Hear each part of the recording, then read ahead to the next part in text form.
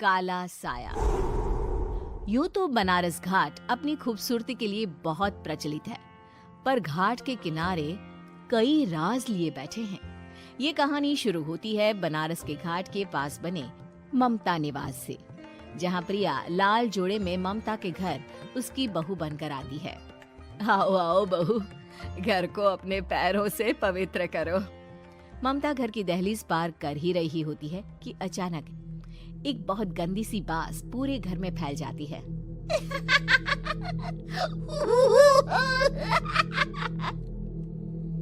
ये बदबू और ये आवाजें, ये कौन हंस रहा है माँ? अब ये पड़ोसी ना हमारे थोड़े अलग से है। कहाँ हम शाकाहारी और ये मांस मच्छी खाने वाले। छोड़, तू ध्यान मत दे और गृह प्रवेश कर। और हाँ बहू, अपनी सास की एक बात हमेशा याद रखना, इन पड़ोसियों से तो कभी बात नहीं करेगी। अच्छे लोग नहीं है ये। अपनी सास की ये बात मानेगी ना बेटा? हाँ माँ, जो आपकी मर्जी, मैं उनसे बात नहीं करूंगी। अगले दिन प्रिया अपनी पहली रसोई बनाने रसोई घर में जाती है। ये छोटी बात तो नाक में जा रही है। एक काम करती हूँ, खिड़की खोल देती हूँ। प्रिया खिड़की खोलने जाती है। इतने जाले, लगता है इस खिड़की को कभी खोला ही नहीं गया। पर ऐसा क्यों? ओह, नॉन वेज की स्मेल आती होगी ना। 2 मिनट के लिए खोल लेती हूँ, फिर बंद कर दूंगी। प्रिया खिड़की खोलती है। खिड़की खोलते ही उसकी नजर सामने वाले घर की खिड़की पर पड़ती है, जहाँ एक लड़की खड़ी होती है। हाथों में मेहंदी, लाल रंग की साड़ी, बिल्कुल सजी धजी, मानो प्रिया की तरह ही वो भी नई नवेली बहू हो। वो प्रिया को देखकर मुस्कुराती है। हे भगवान, माँ ने तो इनसे बात करने को मना किया था। प्रिया फौरन ही खिड़की बंद कर देती है और तवे पर चढ़े रोटी की ओर देखने लगती है, पर वहाँ रोटी न होकर मछली पड़ी होती है। ये क्या? पहली ही रसोई में इतनी बड़ी गलती। हे भगवान, अब मैं क्या करूं? प्रिया बहुत डर जाती है और फौरन रसोई की सफाई करने और फिर सभी के लिए खाना बनाने लग जाती है। जब वो सबको खाना परोसती है, सब तो ठीक है, मैं बेकार में चिंता कर रही थी। हे भगवान, ऐसे ही बस अपनी कृपा बनाए रखना। रात के वक्त जब सब सो रहे होते हैं, तब प्रिया को पायल की आवाज सुनाई देती है, जिससे उसकी आंख खुल जाती है। ये पायल की आवाज कहाँ से आ रही है? प्रिया उठकर उस आवाज के पीछे छत की सीढ़ियों तक जाती है। तभी उसे बच्चे के रोने की आवाज आती है। प्रिया छत पर जाती है तो क्या देखती है? वही लाल साड़ी वाली लड़की अपनी गोद में एक नवजात बच्चे को घुमा घुमा कर सुला रही है। तभी प्रिया की नजर उसके पेट पर पड़ती है। ओह गॉड, ये तो प्रेग्नेंट भी है। सुनिए, बच्चा सो नहीं रहा है क्या? मैं कुछ मदद करूं? नहीं नहीं, आपके घर वालों को अच्छा नहीं लगेगा, मैं संभाल लूंगी।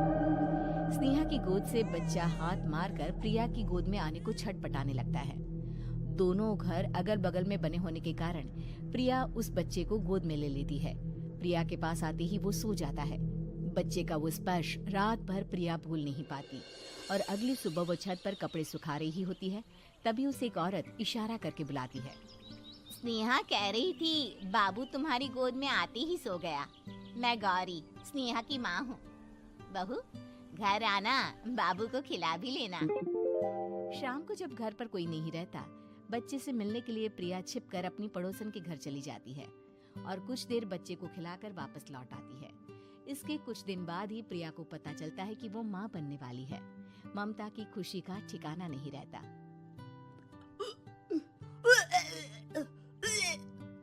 माँ जी, पता नहीं क्यों उल्टी आ रही है। प्रिया भागती हुई वॉशरूम में जाती है तो हरे और लाल रंग की उल्टी करती है। उस उल्टी में से कीड़े निकलते हैं। ये क्या? खून और ये कीड़े! माँ! माँ! प्रिया की आवाज सुनकर ममता दौड़ कर आती है, पर बेसिन में कुछ नहीं होता। प्रिया हक्की बक्की रह जाती है। ये सब क्या हो रहा है? प्रिया घबरा जाती है और अपने कमरे में जाकर सो जाती है। डर के कारण वो इतनी थक जाती है कि उसकी आंख लग जाती है। तब उसे ऐसा लगता है उसके पेट पर मानो कोई बैठा हुआ हो। कौन हो? प्रिया के पेट पर एक 5 महीने की बच्ची बैठी हुई थी, जो बुरी तरह जली हुई थी। माँ, तुम ही मुझे लाई ना अपने पेट में। मैं तुम्हारी माँ नहीं हूँ। कौन हो तुम? माँ, देखो मैं जल गई बुरी तरह से। 6 महीने पेट में रहने को भी मुझे नहीं मिला। सहला दो ना माँ। बचाओ, बचाओ, माँ। ममता दौड़कर कमरे में आती है। प्रिया की बातें सुनकर वो सब समझ जाती है।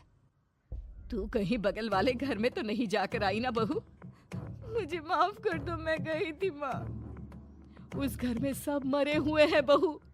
कई साल पहले स्नेहा उस घर में बहू बनकर आई थी। कुछ ही दिन में वो एक बच्चे को जन्म देने वाली थी। पूरा घर बच्चे के आने की खुशी में खोया था कि एक दिन अचानक उस घर में आग लग गई।